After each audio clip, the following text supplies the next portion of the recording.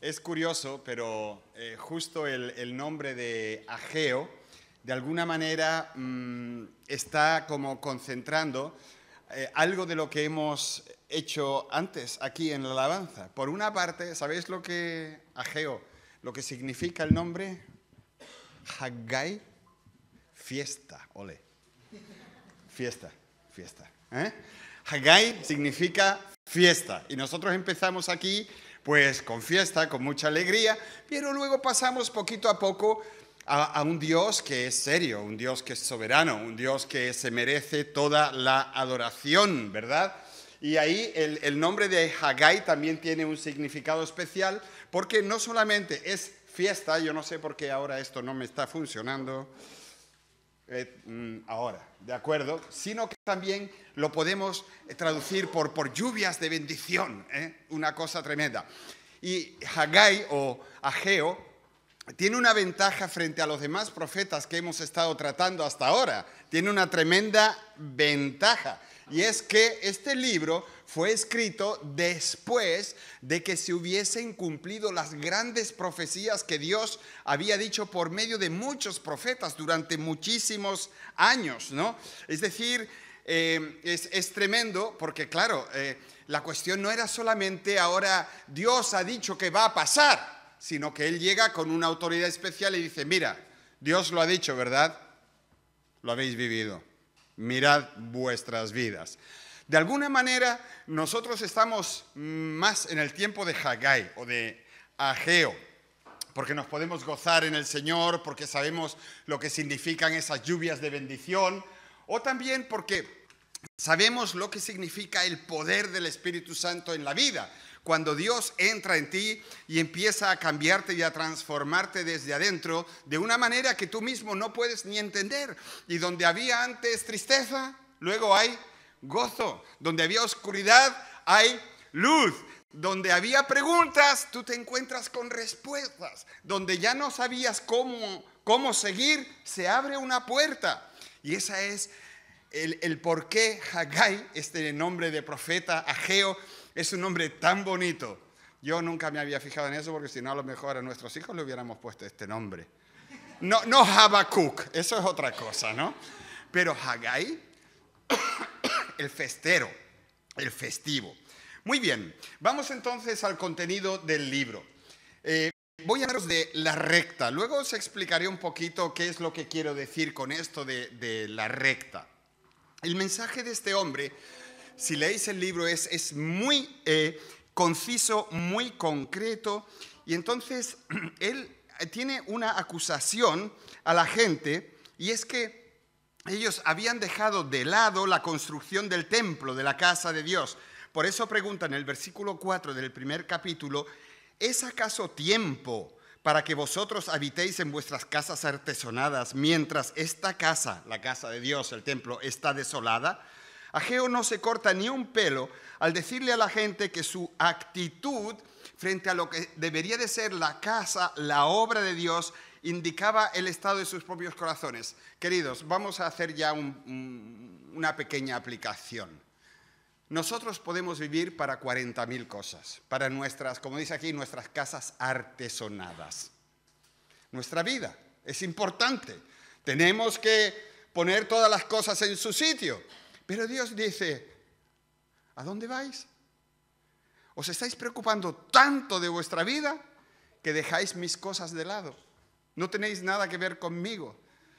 Y el hecho era que ellos venían de un exilio y el templo del Señor pues estaba destruido y entonces ellos se ponen a trabajar, construyen los cimientos, ponen el altar y luego se dedican a sus cosas. Las cosas de Dios para el fin de semana.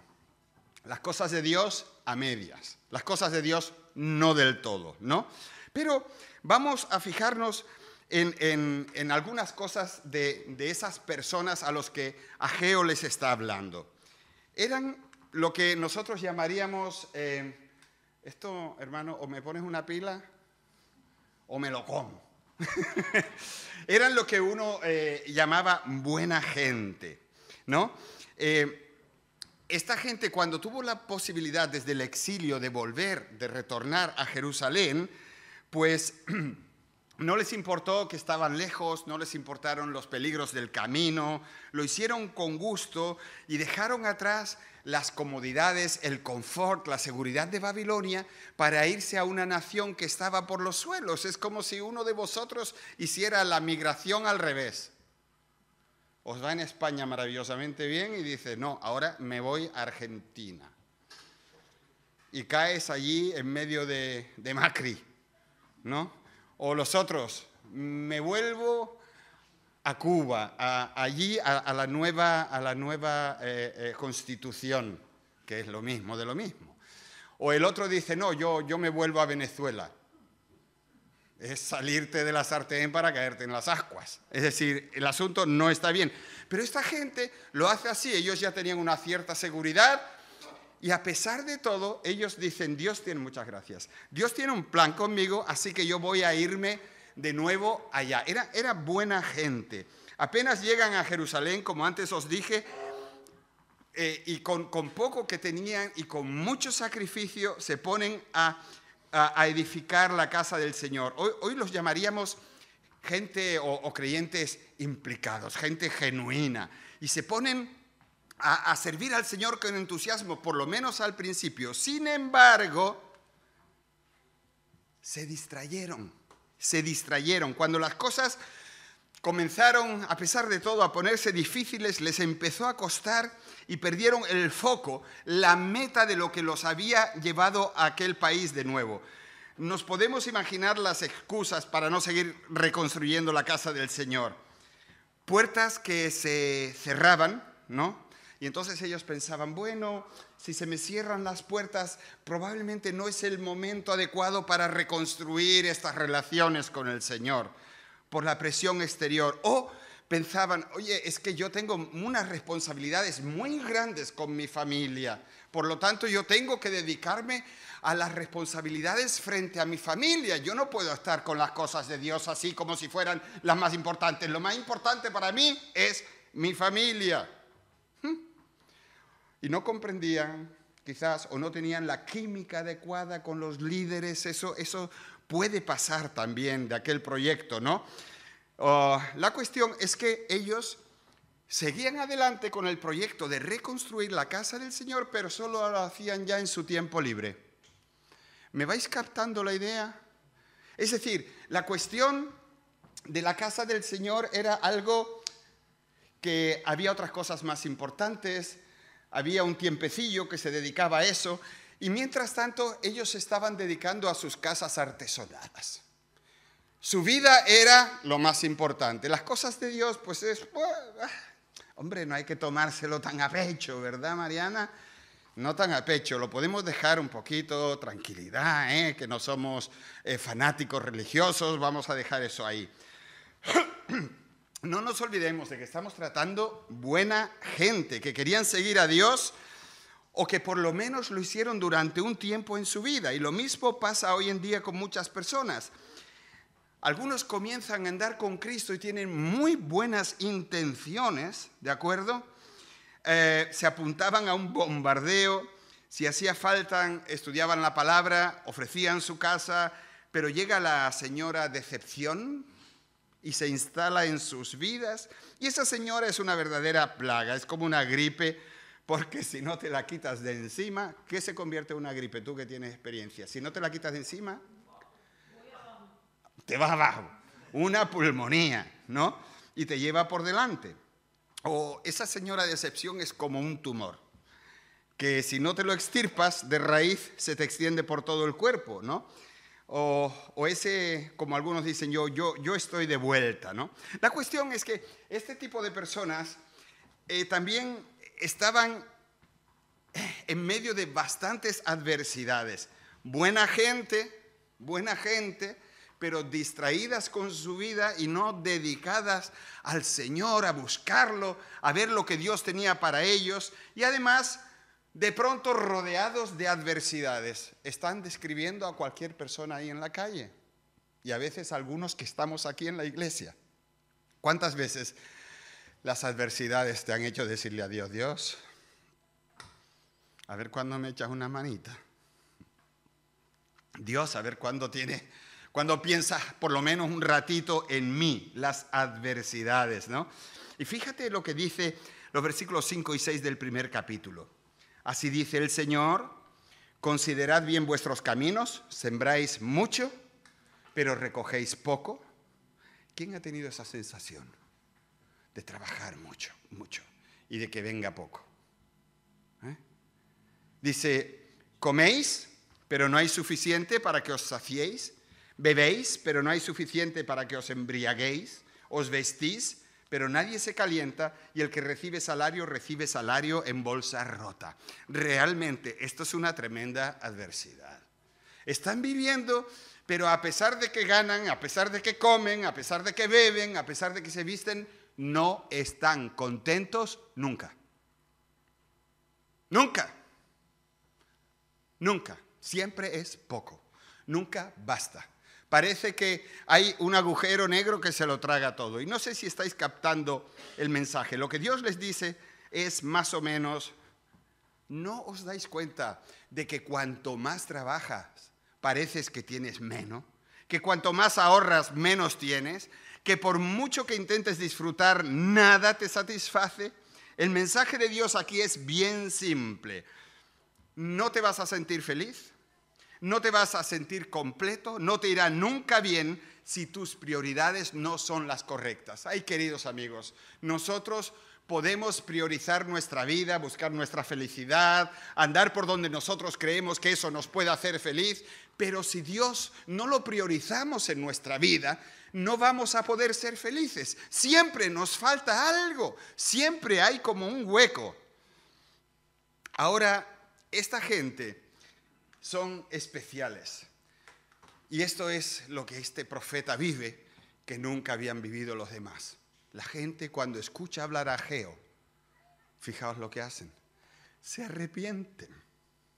Se arrepienten. Eso es algo tremendo. Es decir, ellos escuchan al profeta, se arrepienten y actúan en consecuencia. Es decir, ponen la directa. Por eso puse una recta. Ponen la directa. Se dan cuenta de que lo que está diciendo aquel hombre de Dios es verdad. Entonces, ellos no siguieron excusándose. Ellos no rechazaron al profeta para nada. Dice el versículo 12 del primer capítulo, que Zorobabel, hijo de Salatiel, el sumo sacerdote, Josué, hijo de Josadac, y todo el remanente del pueblo obedecieron la voz del Señor su Dios y las palabras del profeta Ageo, como el Señor su Dios le había mandado, y temió el pueblo delante del Señor. Esto es el éxito total de un profeta. Lanza el mensaje y aquella gente buena, pero que se habían distraído y se habían apartado de hecho de Dios, que están metidos siempre en adversidades, que nunca es suficiente y nunca está bien, de repente dicen: opla, ahora entiendo. Y van y desde el mayor al menor se arrepienten. No os podéis imaginar lo que eso es para alguien que predica. Que alguien se arrepienta. La mayoría se arrepienten de venir al culto cuando no les gusta el mensaje. Dice: jolines, podía haberme quedado mirando el Barça a la vez o algo así. Se arrepintieron y actuaron en consecuencia. Si nos fijamos en otra ocasión en el libro de Ezra y en lo que dice Ageo, porque Ezra es de un tiempo similar y también describe este arrepentimiento, vamos a llegar a la conclusión de que esta gente, cuando escuchan aquello, se ponen manos a la obra y en menos de 6 meses levantan el templo. Es decir, cuando se pusieron a currar, el trabajo avanzó y muy rápido. Trabajando juntos, lograron algo que creían imposible, y esto es un buen ejemplo para nosotros, ¿sabes? A veces, andando con el Señor, nos volvemos unos vagos impresionantes, no damos golpe, ¿no? Pero si tú te has dado cuenta de que tú con Cristo no vas como deberías, pues oye, no sigas esperando, ponte a trabajar y vas a ver cómo las cosas cambian. Es que, queridos, cuando nosotros tenemos dificultades, muchas veces nos subimos. A ver, ¿quién de vosotros se sabe subir a un caballo? ¿Tú te sabes subir a un caballo? No de plástico, de verdad. Sí, ¿sabes? ¿Ya? Bueno, yo también me he subido a un caballo. No es que sepa subirme a un caballo, si no me empujan, aquel caballo era grandísimo. Era más grande que todos los caballos que yo he visto en mi vida. Parecía un elefante, por lo menos me lo pareció a mí, ¿no? Entonces, a mí me empujaron y me pusieron arriba, pero yo no me puedo imaginar subir al caballo por delante. Es decir, trepar por la cabeza para poner... Y eso es lo que parecemos a veces. Tenemos un problema, venga a solucionarlo. Tenemos una meta, venga por ella. Y lo primero que paga es nuestra entrega en las cosas del Señor. Y vamos relegando al Señor, relegando al Señor, relegando al Señor. Y luego decimos, ¡jo, qué mal me va, tío! ¿Cómo que te va mal? ¿No te das cuenta de que esas adversidades son porque te has distraído del Señor? Y que el Señor te está llamando y te está diciendo, ven para acá, que es lo que yo quiero. Y esta gente, cuando entendió eso, que tenían sus casas artesonadas, su vida más o menos bien, Dios le dice, mira, tenéis todo lo que queríais y os da la impresión de que no tenéis nada. Entonces, bueno, es el versículo de Mateo 6:33. ¿Os acordáis? ¿Quién se lo sabe de memoria? Que lo diga alguien bien alto. Venga.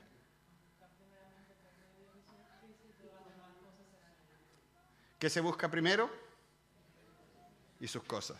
Y lo demás viene por añadidura. Pero ¿a qué buscamos muchas veces las añadiduras? Y el reino de Dios loteamos en el horizonte y decimos, qué bonito era. ¿Nos reímos? Porque nos vemos ahí. Es como cuando predica Carmelo. Nos reímos de nosotros.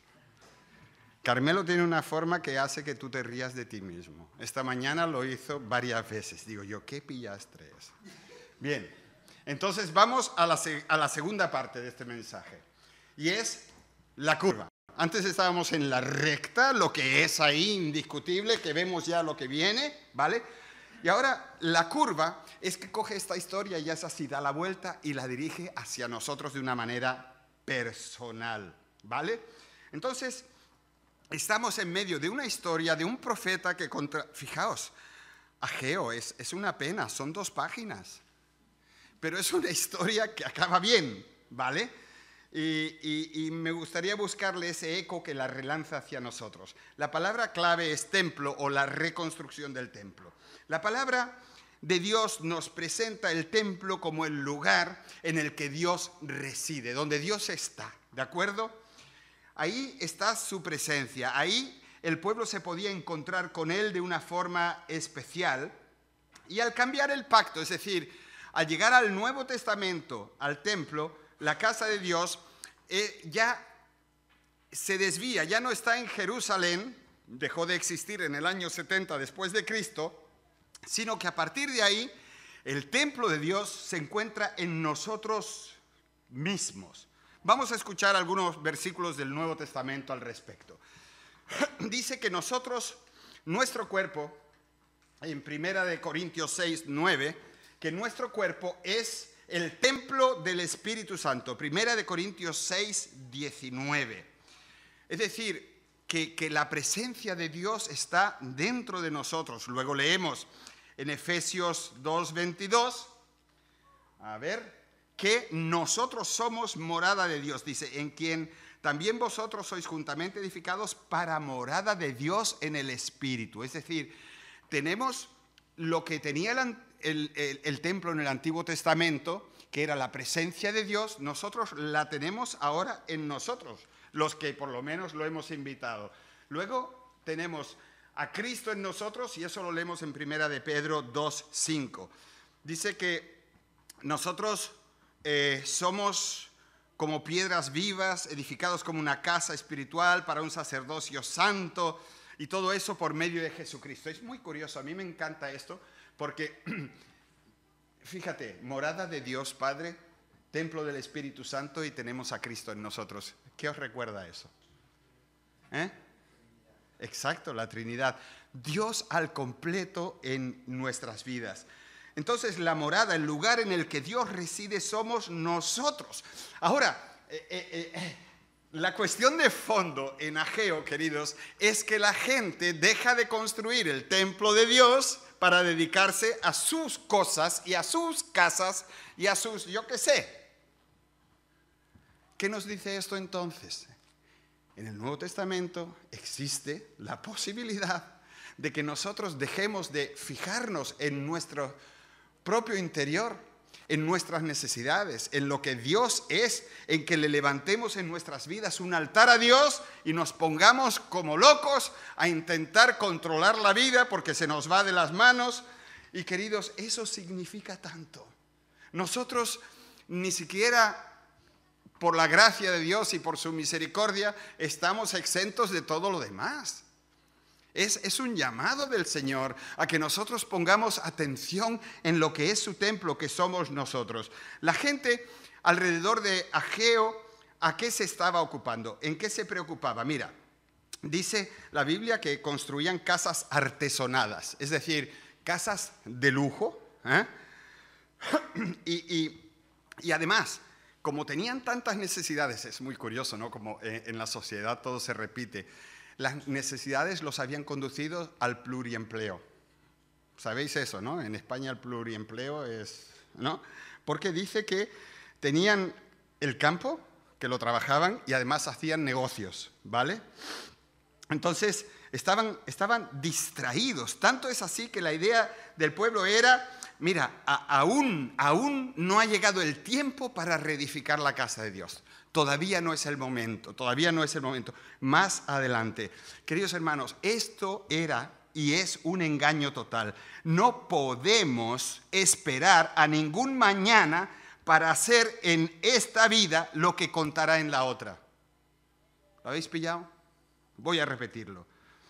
No debemos esperar a ningún mañana, ya llegará el momento, ya llegará la situación, ya me ocuparé de Dios, ya haré sus cosas, ya lo haré. No podemos esperar a ningún mañana para hacer en esta vida lo que contará en la otra. Porque lo que cuenta delante de Dios es lo que hagamos en esta vida, no nuestras intenciones, no lo que nuestro corazón piensa, no lo que nuestra fe dice, sino lo que hacemos con las manos, con los pies, con los pensamientos, con la lengua y todo. Eso es lo que cuenta delante de Dios. Y todo cuenta para la eternidad. Y si tú estás esperando a que llegue el día de San Nunca, ¿conoces ese? San Nunca es un santo coreano. ¿Qué va? San Nunca, ya, no te pongas pesado, pastor, que ya nos lo ha dicho, pasa al siguiente punto. Pues no me da la gana. Me quedo en este punto. La orden es reedificar la casa. La orden que el Señor le da a su pueblo es: abrid vuestros ojos y vuestros corazones, que yo quiero hacer algo con mi presencia en vosotros. No os despistéis, no os despistéis. Esto es, yo creo que la curva total del libro de Ageo hacia nosotros. ¿Sabes, hombre, mujer, ante todo aquellos que todavía no conocéis a Cristo o que lo habéis relegado al sótano? Lo que cuenta para la eternidad es lo que hagas hoy. Eso es lo que cuenta para la eternidad. No lo que tú querías hacer mañana, no lo que tú pienses que podrás hacer en un momento dado. Hoy es el día de salvación, dice la Biblia. Ahora, hace falta en algo así, pues esto, un cambio de sentido. Lo que ocurre en tiempos de Ageo, y en eso nos puede recordar a Jonás, es que, como dije antes, el milagro ocurre y los oyentes se arrepienten y actúan en consecuencia. Hay un cambio de sentido en sus vidas y eso es algo maravilloso. Es un milagro. Cuando una vida cambia, es un milagro. No sé si os lo he contado y si os lo he contado, lo siento, porque predicar en tantos sitios al final no sabes ni lo que has dicho. Pero este hombre que llegó a la iglesia allí en Málaga, un conductor de ambulancias que tiene la ambulancia que aparca por detrás de la iglesia, allí en Málaga, que hay un montón de ambulancias. Y este hombre lleva años pasando por delante de la iglesia, años pasando por delante de la iglesia. Y siempre le comentaba a algunos compañeros de sus inquietudes espirituales, que para arriba, que si Dios para arriba, que si Dios para abajo, que si esto, que si lo otro. Y los compañeros le dijeron, oye, ¿por qué no vas a ese sitio ahí? Y le dijeron a nuestra iglesia, gente no creyente. Y él dice, oye, pues por probar. Y fue, y se encontró con Albert. Y poco después se encontró con Cristo. Y el otro día me estaba presionando para preguntarme cómo se puede dar el diezmo. Digo yo, no veas qué cambio, no veas qué cambio, qué transformación, cacho curva que ha hecho y no se salió. Cuando uno se encuentra con el Señor, de verdad, hay un cambio de sentido que transforma todas esas ideas que tenemos, que son seculares, de hacer, de lograr, de llegar, de aquello, lo cambia y de repente lo que importa es Cristo y nada más. Y tú dices, eso es, eso es. Queridos, no es que eso fuera fácil, hay muchos obstáculos que se interponen entre nuestras vidas normales y una vida llena de vitalidad espiritual. Pero antes de hablar de eso, quisiera puntualizar una cosa, ¿no? Los avivamientos, tanto los personales como locales o generales, suceden de diferentes maneras. Algunos pasan por la mente, es decir, tú te das cuenta de algo concreto. Otros son avivamientos que atraviesan el corazón, que te hacen llorar. Me hizo gracia Anne. Esta mañana tuvo la primera clase de preparación para el bautismo allí en Málaga. ¿Y cómo la vas a llamar a esa clase, Anne? La clase de los llorones. Explica por qué.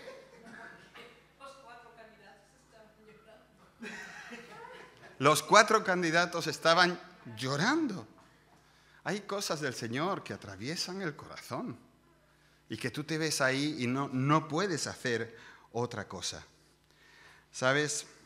Hablamos de obstáculos y mucha de la gente que había allí se dieron cuenta de que el nuevo templo no iba a ser ni de lejos comparable con el que Salomón había construido anteriormente. Dice que algunos ancianos, eso nos lo cuenta el profeta Ezra, se echaron a llorar cuando se dieron cuenta, porque miraron aquellos fundamentos tan pequeñitos, ¿no? Y dijeron, ay Señor. Y dijeron, el antiguo templo era un cacho templo. Y esto es un templito. O un cachito de templo, ¿verdad? No era nada, pensaban ellos, comparado con el de antes, ¿verdad? Mirad, yo me acuerdo de una evangelización en la que participé. Yo era estudiante en aquel entonces en el sur de Suiza. Y mientras que el coro estaba haciendo cosas y tal, yo estaba sentado en el público y uno de las muchas personas que habían venido de la calle estaba detrás de mí, era un señor mayor. Y yo escuché llorando. Y claro, yo era un estudiante joven, pues me da un poco de mosca aquello, ¿no? Y el hombre pues estaba llorando. Yo digo, bueno, aquí nadie se interesa por él, estos suizos son más fríos que un polo. Total, que me di la vuelta y le dije, un joven de 21 años, quizás a un señor ya mayor, digo, ¿por qué lloras? Y él me dice, mira, yo he sido capitán de barco toda mi vida. Toda mi juventud no he conocido al Señor. No he podido hacer nada para el Señor. Esa fue la noche donde él se entregó a Cristo. Pero se dio cuenta de que la vida se le había ido. Aquella gente pensaban, el nuevo templo no va a ser jamás tan bonito como el antiguo. Mira, déjame que te lo diga. Muchas veces en nuestra vida metemos la pata tan profundo que cuando la sacamos no queda sino el hueso. Imagínate eso. Si solo te queda el hueso, ¿tú vas a correr como antes? ¿Tú vas a saltar como antes? ¿Tú vas a ser como antes? No.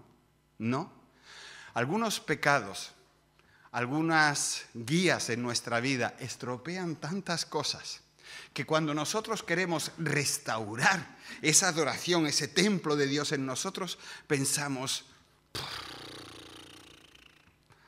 con lo hecho polvo que estoy, con tanto daño que me he hecho yo, no me queda casi tiempo para servir al Señor, no tengo las mismas fuerzas, tengo un montón de cargas, ando despistado. Mi templo va a ser chiquitito comparado con lo que pude hacer o con lo que hice en su momento. Pero ¿sabes una cosa? El profeta dice algo, Ageo, que a mí me tocó el corazón. Y dice, la gloria postrera de este templo va a ser más grande que la gloria del templo antiguo. Que me diga alguien por qué. ¿Por qué? Dímelo. Porque Jesús pisó aquel templo.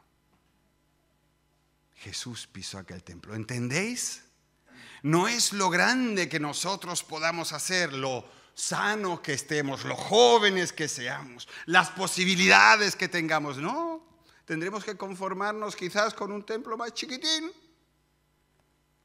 Pero lo que hace al templo valioso no es el tamaño, no es el tiempo.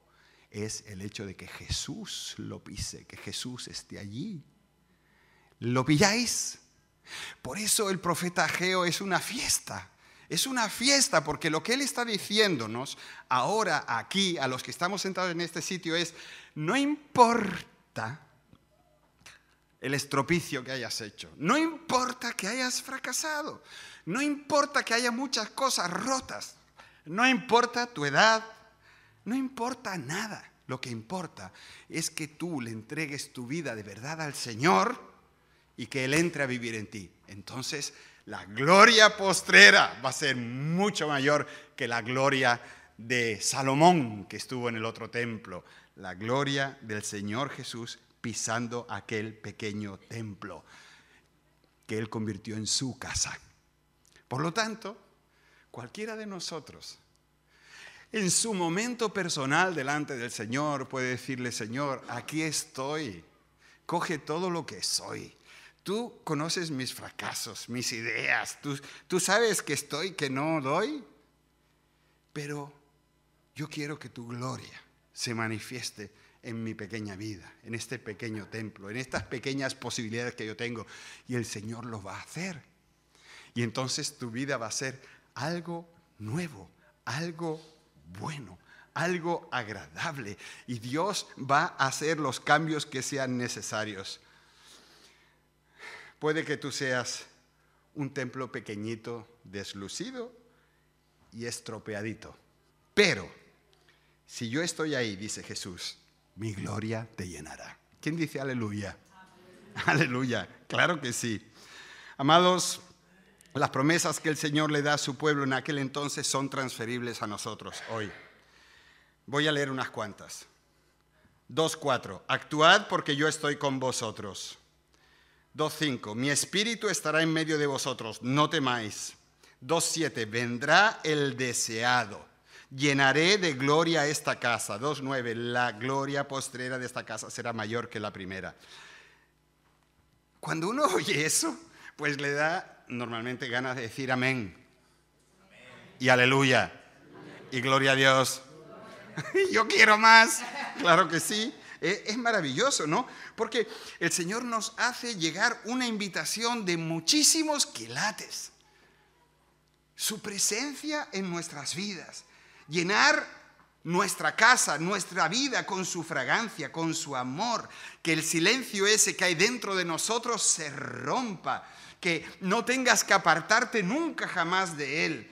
Yo no sé cuántas oportunidades Él te da, pero te da la oportunidad de hacerle lugar en tu vida, en tu familia, en tu trabajo, en tus relaciones. Él es súper bueno. Ha esperado, en el caso de los que estamos aquí, hasta ahora, para decirnos que eso es posible, que eso es posible. A mí me gustaría, para finalizar, apuntar hacia el camino que Dios utiliza para tocar la mente de su pueblo y conducirlos al avivamiento de una forma tan directa. En este pequeño libro, Dios insta a su pueblo por medio de Ageo a esto. Y lo hace de una forma, es un libro pequeñito, pero 3 veces les dice que mediten en su vida. Dicho en nuestro lenguaje, considera tu vida, analiza tu vida. Mira si tu vida es algo que tú le quisieras dar a tus hijos.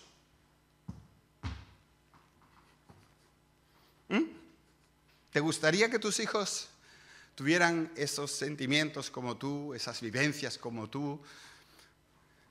Medita, considera, analiza. Pregúntate si tu vida es ese templo donde el Señor está ahí transformando cosas, hablando, dando luz, dando agua, dando lo que Él siempre dice que nos va a dar. Y queridos, yo creo que el Señor lo que quiere es que nuestra vivencia espiritual sea una delicia y nada menos. Si Haggai nos dice algo, es que nuestra vida espiritual está llamada a ser algo, como dijimos al principio, festivo, una fiesta al Señor y del Señor. Todo el libro es una verdadera invitación al avivamiento personal. Y eso es algo que yo no te puedo transferir desde aquí. Si yo fuera de esos megapastores diría, os caeríais todo ahí de la silla y ya estaríais solucionado todo. Pero yo no soy así. Lo siento, no tengo eso. Pero tengo esto. Y esto es eterno. Y esto es la palabra de Dios. Y Dios quiere darle al que no la tiene vida nueva. Y al que la ha pifiado por el camino, quiere renovarlo. A mí me encantó esta mañana lo que dijo la hermana Leslie cuando se despidió de la iglesia porque se va a Inglaterra, por lo menos de momento, que ella dijo, el nombre de esta iglesia es correcto porque yo he renacido en esta iglesia. Es lo que el Señor quiere. Es la posibilidad del Señor para tu vida. Así que, hermanos, si hay algo de lo que tengamos que arrepentirnos, sois buena gente, pero andáis despistadillos. Si hay algo que arrepentirse, pues oye, uno se arrepiente. Por eso hay que meditar, considerar, analizar. Y ya luego el Señor coge tu vida, entra y te convierte en un templo maravilloso donde su presencia hace de todo. Ahora, saber todo esto es una obviedad quizás si tú lees un buen comentario, pero la cuestión es cuál va a ser tu respuesta práctica a este mensaje de Ageo. La gente de aquel tiempo dejaron sus distracciones que parecían tan legítimas y se concentraron en acabar de reconstruir la casa de Dios. Te reto a eso. Reconstruye la casa de Dios en tu vida. Si no has empezado todavía, pregúntanos después del culto y te llevamos directamente a los pies de Cristo. Y Él ya hace su obra en ti. Ahora, si lo que hay en tu vida es una necesidad de avivamiento, de más, hermano, hermana, considera, medita, analiza y haz que todas las cosas que te han apartado de la centralidad de la construcción del templo de Dios en tu vida, yo sé que me estáis entendiendo, que todo eso se acabe y que empiece aquello nuevo que el Señor tiene para ti. Amén. Amén. Amén.